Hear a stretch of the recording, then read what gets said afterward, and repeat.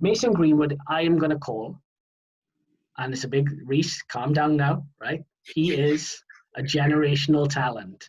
Now, the reason I say this is because nobody is doing what he's doing. When you look at scoring goals against bottom half teams. Let's say now, calm down. Right. So Mason Greenwood, initially, if you're going to build a striker, he's got the physique, he's got both feet, which he can. I still don't know what foot he is. He's electric. His movement is incredible for someone so young, and he can play in a variety of different positions across the front three. His goal scoring record at youth level, now, which I know for a lot of people doesn't count for much, is pretty unmatched. I mean, he was doing things at youth level that players like Foden and Sancho, none of them have done. He's come into that Manchester United team, a team which, by the way, needed a catalyst, right? They had Bruno Fernandes, who's been the biggest catalyst. But I would go as far as to say Greenwood coming in on that sort of right-hand side has been the second biggest catalyst. Now, for him to get, I think it's 16 goals in a debut season with very limited experience, and you can only beat what's in front of you. I look at him, and a lot of people are the same. They see, obviously, shades of Robin van Persie and a few other people. I think he is going to be the biggest talent of his generation, with Phil Foden and Sancho a close second. Debate me. Where do you start? I think 1 year ago, I had a conversation in which you've said almost the exact same things about Hudson-Odoi. These things. That's facts. I did say that. These things happen every year. There's a breakthrough player. Yeah, fair enough. His numbers are good. Most of his goals have come in cup and European competitions. He's scored a few goals since the restart, and he has come back, energized and things. Whether that's because of his youth that he's had that edge on defenders is one thing. Whether it's because he's playing against second-rate left backs like Neil Taylor, etc., is another.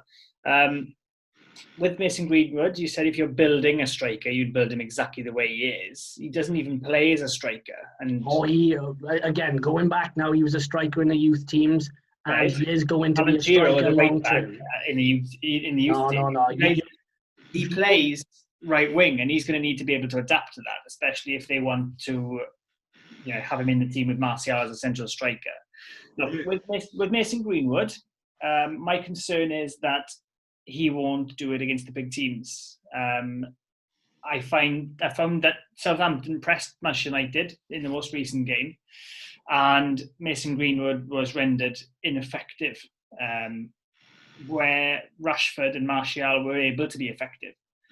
So why he was so ineffective in that game and Rashford and Martial were good, I don't know. But would you say that's somebody who looks like he's going to be the talent of his generation? I mean, no. A couple of points there, Reece. I think Mason Greenwood was highlighted to Hasenhüttl as probably the most lethal threat in that game. And I noticed that he was doubled up on a lot of the time, which when you do get doubled up on, frees up space for other people in that forward line. What I also say was, he is playing on the right side of a three at the moment, but if you listen to a lot of people, like Guy and Neville saying, is that he's had to come in on the right side rather, because the striker position is already occupied by Martial.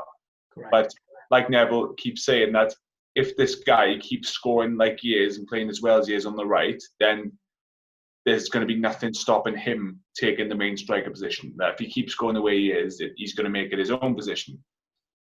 As for the generational talent, I don't want people to, some people would hear us say that and make out like we're trying to say he's going to be the best player to ever lived.